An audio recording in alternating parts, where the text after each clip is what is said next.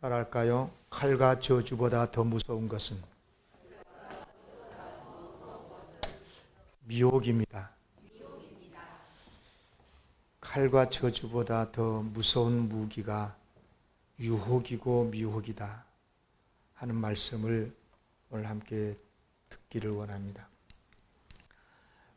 우리가 잘 알고 있는 이솝 우화 중에 해와 바람이라고 하는 유명한 이야기가 있어요.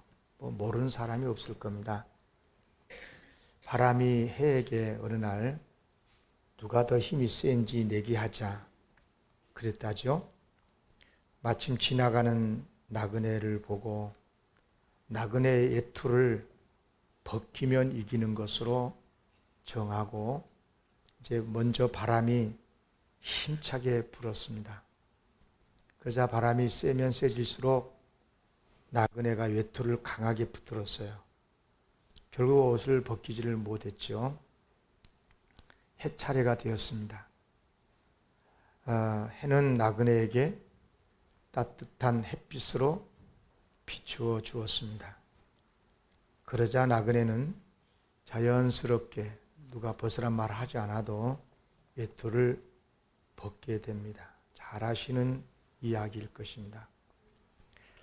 여기에서 이 우화 중에서 대체로 많은 사람들이 어디에서 교훈을 얻습니까? 해와 바람의 입장에서 교훈을 얻어요. 무슨 말이냐면 사람을 움직이려면 어떤 사람을 감동시키고 그 사람을 움직이려면 강제나 강압보다는 따뜻한 사랑과 감동으로 해야 더 영향을 미친다. 이제 그런 교훈인 것입니다.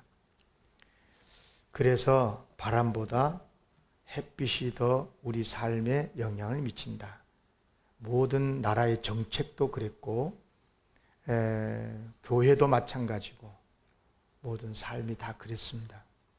그런데 이 우화를 여러분 지금도 잘 들으세요. 나그네 입장에서 한번 생각해 보십시오. 나그네의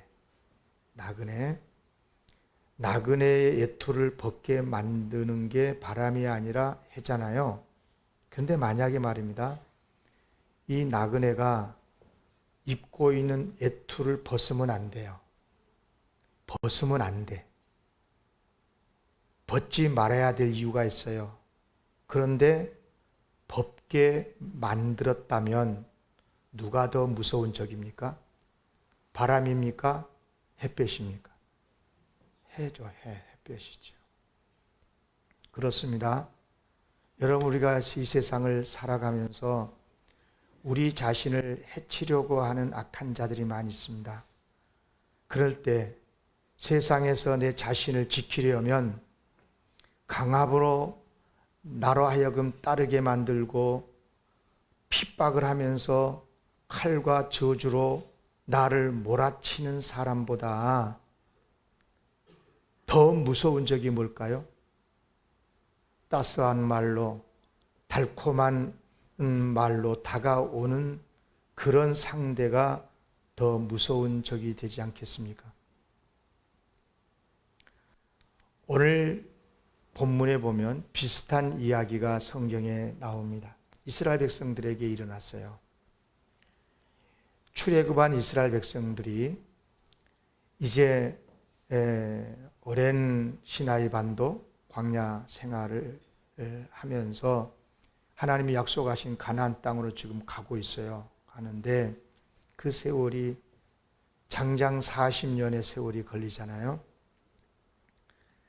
그래서 가는 길목에 광야 생활 그 자체도 어렵고 먹거리도 없고 물도 없고 많은 거친 광야 생활도 어려웠지만 이스라엘 백성을 어렵게 만들었던 또 다른 것이 있었어요. 그게 뭐냐면 광야이긴 하지만 왕의 대로를 중심으로 해가지고 쭉 올라가다 보면 가나안 땅까지 가다 보면 여러 나라들이 있었어요. 에돔도 있고 모압도 있고 암몬도 있고 아모리도 있고 그런 아말렉도 있고 이런 여러 크고 작은 나라들을 경유해야 갈 수 있었어요.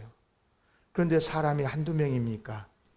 장정만 해도 60만 명이고 200만이 넘는 그 많은 대중을 이끌고 남의 나라를 경유해 가지고 가나안 땅에 간다라고 하는 게 누가 그냥 쉽사리 그래 우리 땅 통과시켜 줄 테니까 가시오 하고 길을 열어줄 왕이 얼마나 되겠습니까? 그래서 때로는 전쟁도 하게 되고 때로는 외교로 해서 잘 안 되면 돌아서 가기도 하고 이제 그렇게 한 거죠. 그런데 하나님께서 이스라엘 백성에게 꼭 전쟁을 해야 될 때는 해야 되지만 예를 들어서 아말렉과는 전쟁을 해서 승리하고 통과하거든요. 그런데 에돔 족속과 모압과 암몬 족속과는 전쟁을 하지 말래요, 하나님이. 만약에 그들이 길을 안 열어주면 비껴서 우회해가지고 가라고 그래요. 그래서 하나님께 왜 그러냐면 아시다시피 에돔 족속은 이스라엘 야곱의 형 에서의 후손들이거든요. 후손의 나라예요. 그리고 모압과 암몬 족속은 아브라함의 조카 롯의 후손들이 세운 나라이거든요. 그러니까 아무래도 아브라함의 혈통과 이스라엘의 형제 나라들이니 그래서 전쟁을 하면 안 되고 비껴서 공격하지 말고 그렇게 가래요. 그래서 이제 이스라엘이 어쩔 수 없이 이렇게 우회해 가지고 가는데 아모리 사람의 땅으로 들어가게 돼요. 아모리 사람들이 살고 있는 땅에는 이제 헤스본과 바산이라고 하는 도시국가가 있는데 이 헤스본 아모리 왕 시온과 바산 왕 옥이 둘 다 강력한 왕이었어요. 그래서 이스라엘이 부탁을 해요. 먼저 아모리 왕 시온에게 가가지고 우리가 에돔이나 모압 암몬 족속 땅을 해치지 않고 조용히 잘 이렇게 지나온 것처럼 당신의 나라 땅도 절대 해치지 않고 조용히 지나갈 테니 좀 길 좀 열어주시오 부탁을 했어요. 바산왕 옥을 찾아가서도 그렇게 했어요. 그런데 두 나라가 다 공이 허락을 하지를 않아요.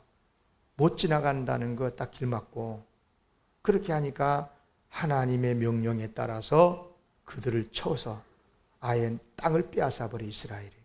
그래가지고 지나가게 되거든요. 그렇게 해서 드디어 이스라엘이 어디까지 가냐? 이제 여기 지도를 자세히 보시면 알겠습니다만은 요단강 건너편 모압 평지에 진을 치게 돼요. 거의 다 왔어요. 이제 요단강만 건너면 가나안 땅 첫 성 여리고 성이 있고 여리고 맞은편에 진을 치게 되는 거예요. 이 사실을 알게 된 모압 왕 발락이 아주 겁을 먹습니다. 사실 이스라엘은 이미 모압 땅을 조용히 경유해서 지금 지나왔거든요. 그런데 막상 강력한 아모리 족속 두 왕을 진멸하고 호호탕탕 쳐들어오는 이스라엘이 겁이 난 거예요. 모압 왕 발락이. 그래서 자기 스스로는 이스라엘을 물리칠 수 없겠다 생각이 돼서 당시 신통한 능력을 가졌다는 발람 선지자를 이용하려고 그래요. 그러니까 발람이 이스라엘을 신통한 선지자니까 저주를 하면 이스라엘을 이길 수 있을 것이라고 믿었던 모양입니다. 이렇게 된 이유가 있어요. 아마 모압 왕 발락이 분명히 자기 땅을 조용하게 지나갔는데 이렇게 나중에 이렇게 한 걸 보면 아마 그 이스라엘을 대적하라고 했던 이유가 이미 자기가 다스리고 있는 모압 땅 안에 모압 사람만 살고 있는 게 아니라 미디안 사람들도 섞여서 살고 있었던 것 같아요. 그래서 실제로 발락이 발람에게 사신을 보낼 때요, 이스라엘 저주해달라고 보낼 때 이 자기들의 나라 모압 사람만 보낸 게 아니라 미디안 사람도 같이 보내거든요. 그리고 실제로 거짓된 발람 선지자에게 미혹돼가지고 그 발람의 가르침대로 이스라엘 남자들을 유혹해서 범죄하게 만들었던 여자들이 누구냐? 미리암 여인들이었었어요. 그래서 나중에 모세가 발람 선지자, 거짓된 선지자를 죽일 때 같이 이스라엘 백성들을 실질적으로 미혹해서 우상숭배도 빠지게 만들고 음행에 빠지게 만들었던 미디안 사람들을 다 죽여버립니다. 민수기 31장에 보면 7절, 8절 제가 읽어볼게요. 그들이 여호와께서 모세에게 명령하신 대로 다 죽이라 그러거든요. 미디안을 칩니다. 그리고 남자를 다 죽였고 그 죽인 자 외에 미디안의 5 왕을 부족 왕이겠죠. 죽였으니 미디안의 왕들은 웨이, 레겜, 수루, 그리고 후루, 네바이며 또 부올의 아들 발람을 칼로 죽였더라. 이 발람 선지자가 부올의 사람이거든요. 그러니까 발람 선지자를 죽이면서 발람의 가르침대로 이스라엘 남자들을 미혹해서 바알 부올의 우상 숭배에 빠지게 만들고 음행에 빠지게 만들었었던 그 발람도 제거를 하게 되는 거죠. 여러분, 모압 왕 발락이요 이스라엘을 저주를 하면, 선지자가 이스라엘 저주하면 이길 줄 알았었어요. 그래서 발람에게 사신을 보내가지고 제발 좀 와서 이스라엘을 저주 좀 해달라고 그러거든요. 그때 처음에 사신들이 왔을 때 발람 선지자가 뭐란 줄 아세요? 하나님께서 명령대로 해야 된다고, 나는 선지자니까. 그리고 하나님께 기도해보고 대답해 주겠다.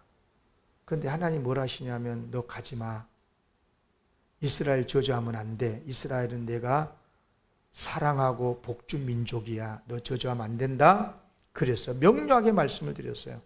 그러니까 이제 거절할 수밖에 없어. 나 못 간다고 하나님이 거절했다고. 그러니까 빈손으로 사신들이 돌아갔어요.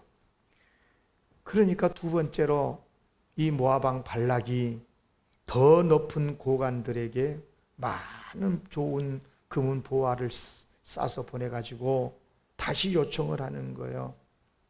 그러니까 이번에는 발람 선지자가 하나님 앞에 또 물어보겠다고 그래요. 그런데 그리고 기도하죠. 그런데 하나님이 놀랍게도 이번에는 가라고 그러셔요. 가라고. 예. 여러분, 이미 이 발람이 물질과 권력에 미혹되었다는 것을 이제 하나님이 아신 거예요. 가지 말라고 해도 저놈 갈놈이요, 갈놈이요. 그러니까 하나님께서 그래 가라 대신 뭐라고 그러냐면, 가긴 가는데 일어나서 함께 가라. 그러나 내가 너에게 이르는 말만 준행해라. 내가 너에게 시킨 말만 해야 돼? 예? 가서 축복하지 말고, 이스라엘 저주하지 말고 축복해. 이런 말씀을 하신 거죠. 그래서 이제 발람이 가요. 나귀를 타고 가잖아요. 재미있는 것은요, 하나님이 가라고 해놓고요, 천사를 곧장 보내가지고 길을 가로막아요. 그러나 이미 욕심의 눈이 멀어져 버린, 영의 눈이 멀어져 버린 발람이 칼을 들고 자기의 길을 가로막고 있는 것을 보지를 못하죠. 그런데 참 놀랍게도 짐승 나귀가 영의 눈이 열려서 예? 예. 천사가 칼을 들고 앞에 가로막고 있다는 걸 본 거예요. 그러니까 짐승이 갈 수가 없지. 가면 쥐가 죽는데 또 주인도 죽잖아요. 발람도 죽고 자기도 죽고, 천사가 칼을 빼들고 죽이려고 가까이 오면 죽이려고 그러니 도망갈 수밖에, 밭으로 도망가고 막 때리니까 막 이렇게 담에 이렇게 비껴가고 그렇게 했단 말이에요. 그러니까 이 나귀가 발람이 나귀를 채찍질하니까 나귀가 갑자기 입이 열렸어요. 나귀가 말을 합니다. 말을 해. 여호와께서 나귀 입을 여시니 발람에게 이르되, 나귀가 뭐랍니까? 내가 당신에게 무엇을 했기에 이와 같이 나를 3번이나 때리냐? 여러분, 하나님 말씀대로 안 하면 짐승한테 혼납니다. 나귀한테 혼난다고요. 그래요. 나중에요, 발람도 영의 눈이 열리거든요. 천사를 보게 돼요. 그리고 천사가 시킨 대로 하게 됩니다. 이스라엘을 가서 저주하지 않고 축복을 하게 되는 거죠. 발람이 오니까 모압 왕 발락이 너무 좋아가지고 이스라엘 진영이 다 한눈에 보이는 높은 산 위에, 바알 산당에 있는 곳에 이 발람 선지자를 데리고 가가지고 손을 들고 저주하라고 그럽니다. 그런데 발람이 저주합니까? 할 수 없죠. 왜? 오히려 축복할 수밖에 없었어요. 하나님께서 그렇게 하셨기 때문에, 저주하지 못하도록 발람의 입을 막아버리셨기 때문에, 그래서 다른 장소로 옮겨, 땅이 좀 이상하나, 땅이 안 좋은갑다, 그런 거 있죠, 여러분. 그래가지고 다른 곳으로 가서 또 이스라엘 저주하라고 그러는데, 또 발람은 이스라엘 저주하지 못하고 축복을 합니다. 3번씩이나 그렇게 장소를 바꾸면서 이스라엘 저주하라고 했지만 끝까지 발람 선지자는 이스라엘을 축복할 수밖에 없었어요. 따라하겠습니다. 하나님께서 막아주셨기 때문입니다. 여러분, 칼이나 저주는 하나님이 막아주시는 줄로 믿습니다. 두려워하지 마십시오. 여러분, 그러니까 우리는 하나님의 말씀대로 순종할 수 있습니다. 아멘. 문제는 미혹입니다. 지금부터 설교 잘 들어야 돼. 여기서 끝났으면 얼마나 좋아. 그런데 사탄이 얼마나 교묘한 줄 압니까? 얼마나 집요한 줄 아십니까? 얼마 전에 이스라엘을 축복했었던 발람이 뒤로 살짝이 모압 왕 발락을 찾아가 가지고 무엇을 말한 줄 아십니까? 내가 이스라엘을 망하게 하고 무너뜨리는 비법을 가르쳐 주겠다고. 그래서 가르쳐 줍니다. 뭐라고 가르쳤느냐? 여자 안주할 남자 하나도 없다. 미리암 여인 중에 예쁘고 젊고 그런 여인들을 시켜서 이스라엘 남자들을 잔치에 초대해가지고 술 먹이고, 그렇게 해서 유혹하면 음행에 넘어가게 되고, 그 미리암 여인들이 섬기는 우상 숭배를 하게 될 거다. 결과적으로 어떻게 됐습니까? 그렇게 되고 말았지 않았습니까? 얼마나 많은 이스라엘 남성들이 거기에 미혹에 빠졌습니까? 이 죄악으로 인해서 무려 이스라엘 백성들의 남자들이 얼마나 죽었느냐? 다 같이 읽겠습니다. 시작. 그 연병으로 죽은 자가 24,000명이었더라.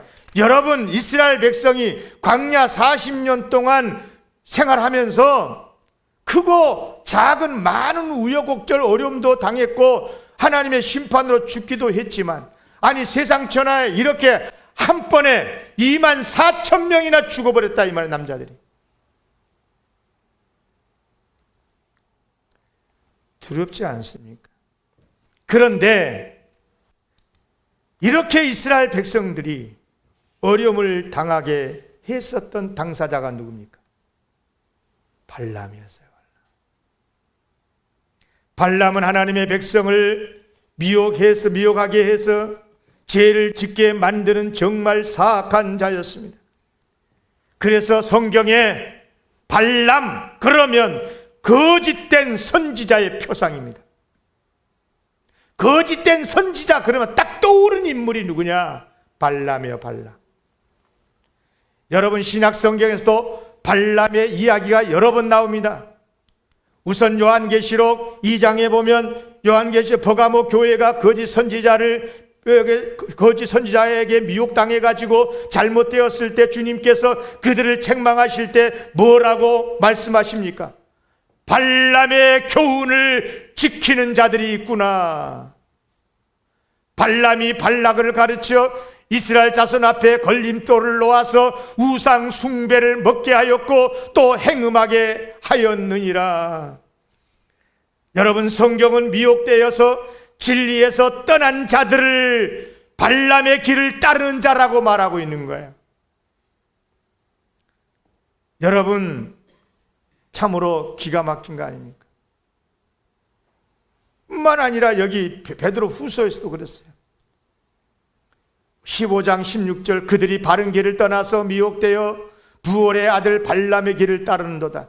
그는 불의의 삭스를 사랑하다가 자기의 불법으로 말미암아 책망을 받되 말하지 못하는 나귀가 사람의 소리로 말미암아 말하여 이 선지자의 미친 행동을 저지하였느니라. 여기 중요한 단어들이 나옵니다. 정말 안타까운 단어들이 나옵니다. 하나님의 선지자가 들어서는 안 되는 단어들이 나옵니다. 뭐라고 그랬냐? 발람을 뭐라 하냐? 불의의 삭스를 사랑하는 사람. 자기의 불법으로, 자기의 불법에 빠져서, 그리고 뭐라고 그랬냐? 나귀가 사람의 소리로 이 선지자의 미친 행동이라고 그랬어요. 미친 행동을 한 사람.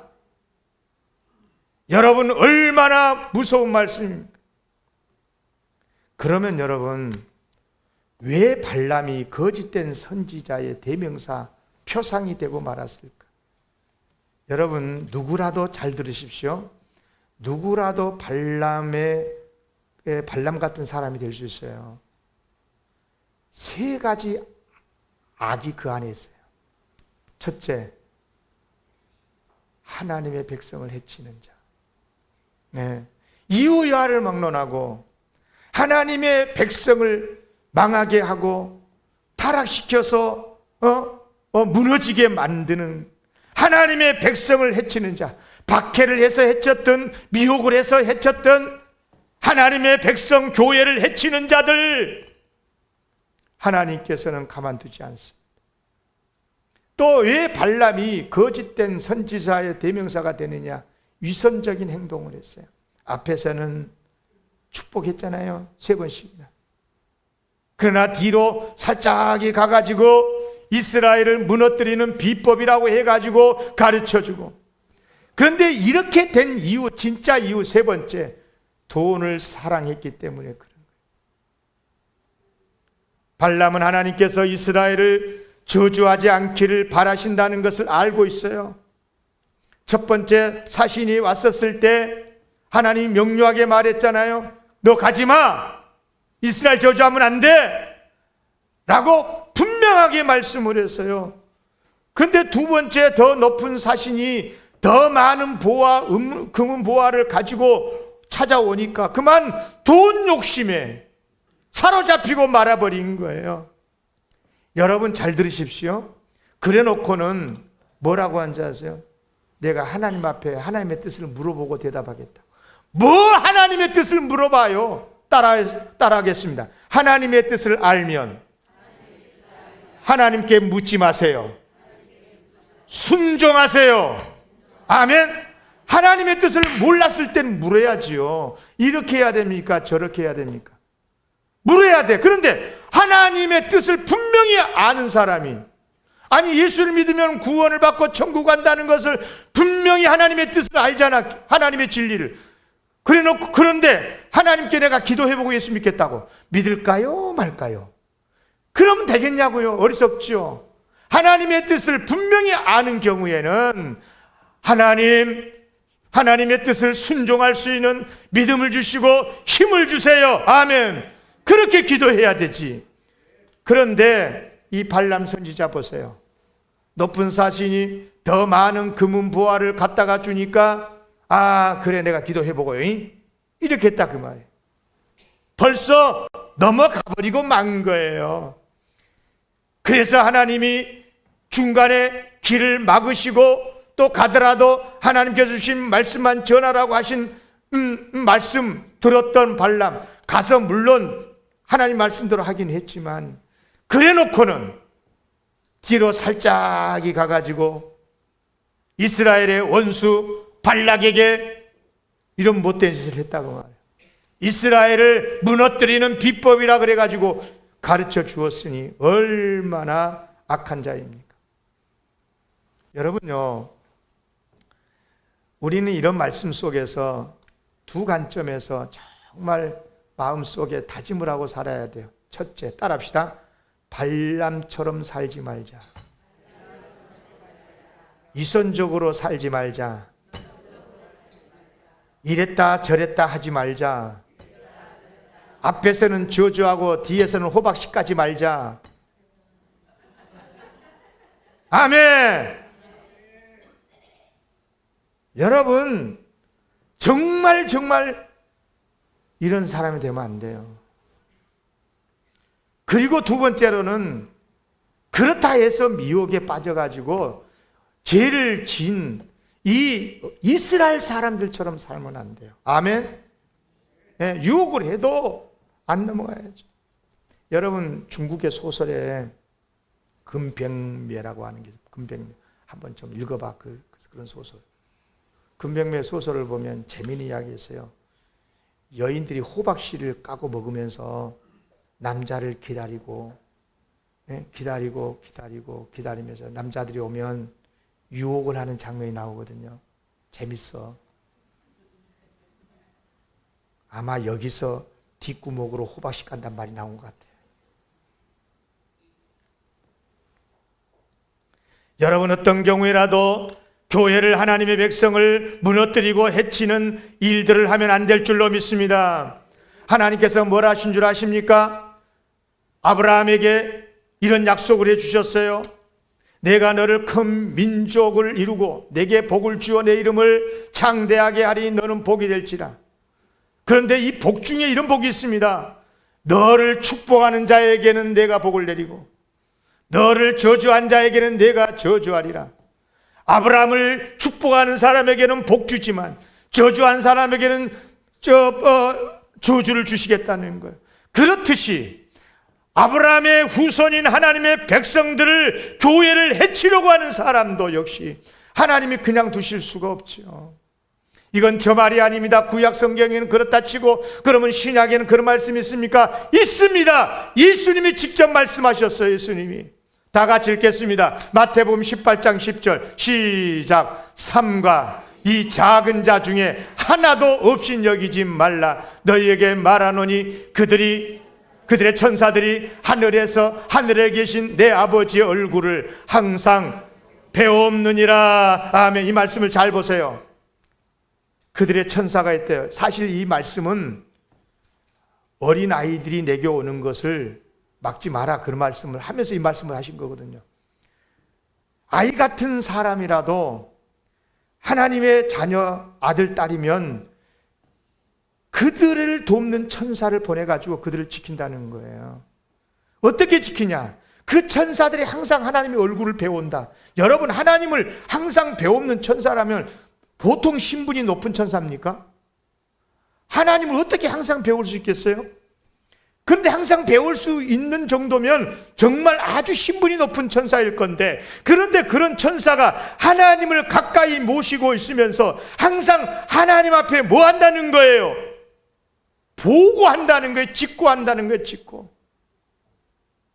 그만큼 하나님의 아들, 딸들을 철저하게 보호하시고 지켜주시겠다는 말씀인 것이거든요. 그런데 하나님의 아들, 딸을 해치면 얼마나 하나님께서 큰 벌을 내리시겠어요.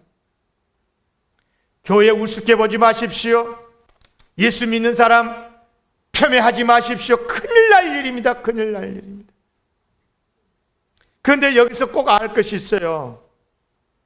하나님의 백성을, 교회를 해치는 사람들이 불신자만이 아니야. 교회 안에도 있고요, 교회 지도자들 중에도 있고요, 동료들도 있고요, 가장 가까운 가족 중에도 있어요. 여러분 기억하십시오. 그가 누구라고 할지라도 하나님의 백성을 해치면 무서운 벌을 받습니다. 내 말이 아닙니다. 예수님의 말씀입니다.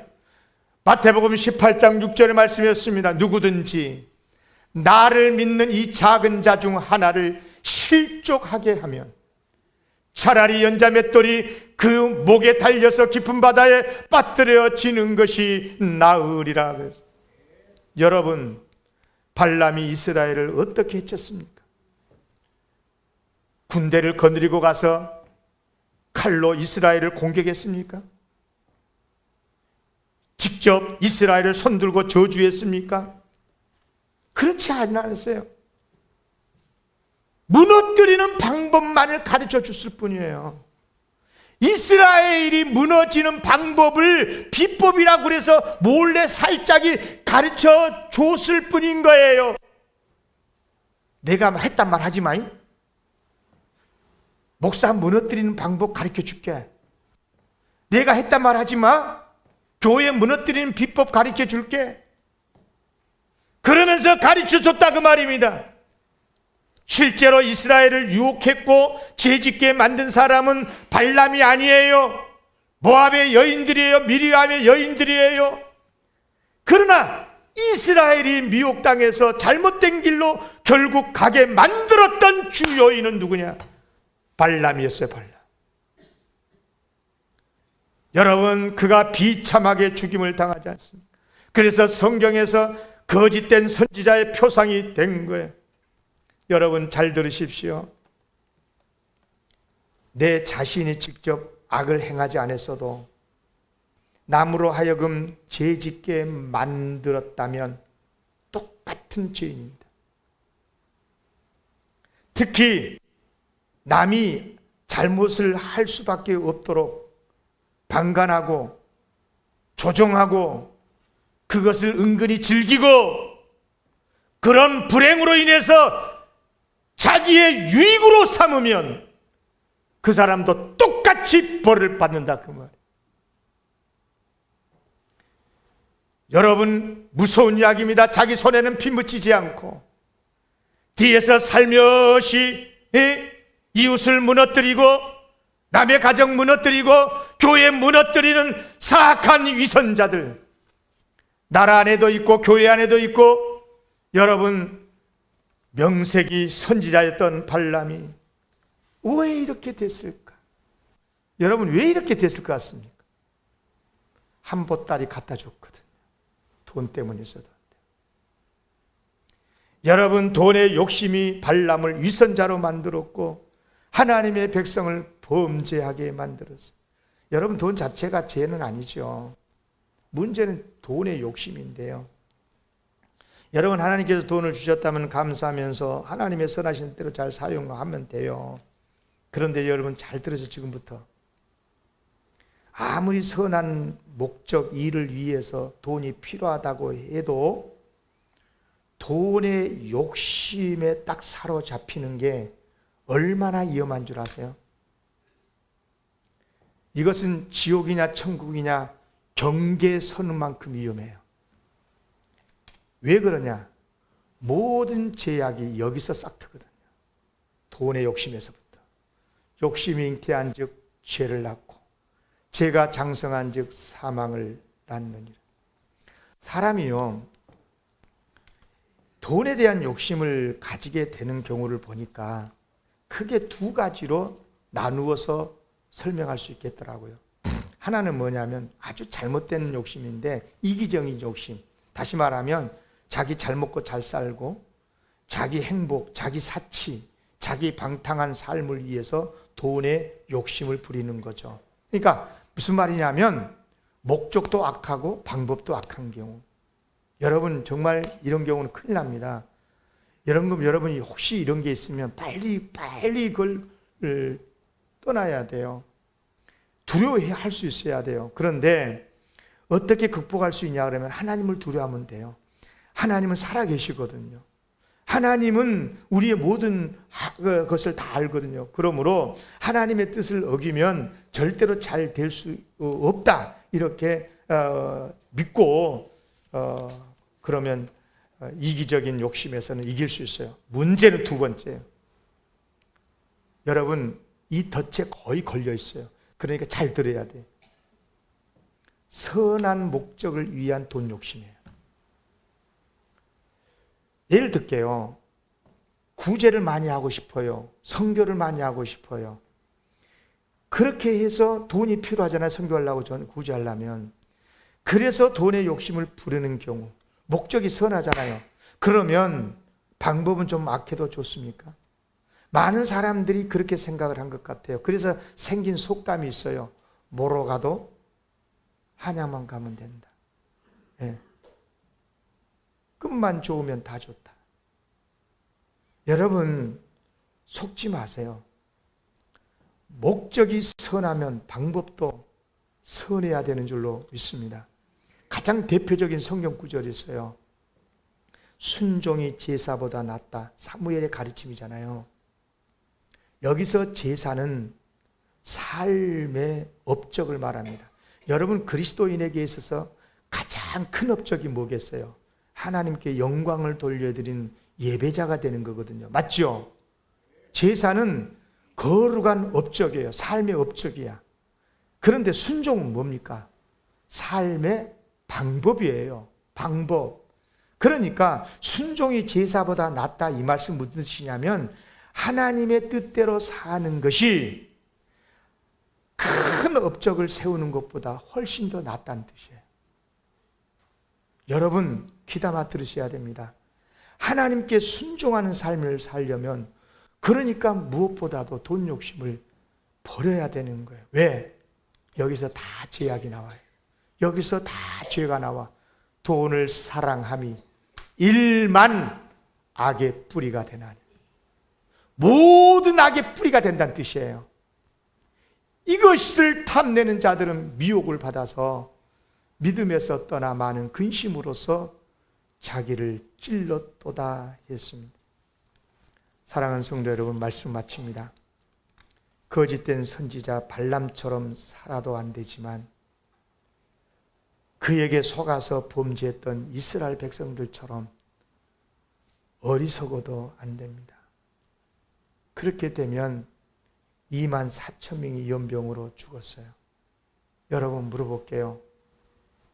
이스라엘 백성이 왜 어려움을 당했습니까? 발람의 저주 때문에 어려움을 당했습니까? 발람이 총칼 들고 군대를 거느리고 와서 쳐서 멸망당해 죽은 겁니까? 아니에요. 그런 것들은 하나님이 다 막아주셔요. 저주하게 못하게 만들어. 아니 저주를 해도 우리가 아멘이 안 되면 저주가 안 와요. 아멘. 예수 그리스도의 보혈로 막아주시기 때문에 저주가 우리에게 임하지를 않아요. 아멘. 그런데 문제는 이스라엘이 망하게 됐던 것은 여인들의 유혹이었어요. 그녀들과 함께 음행하다가 우상 숭배까지 빠지고 말할 수 없는 고통을 당하게 된 거예요.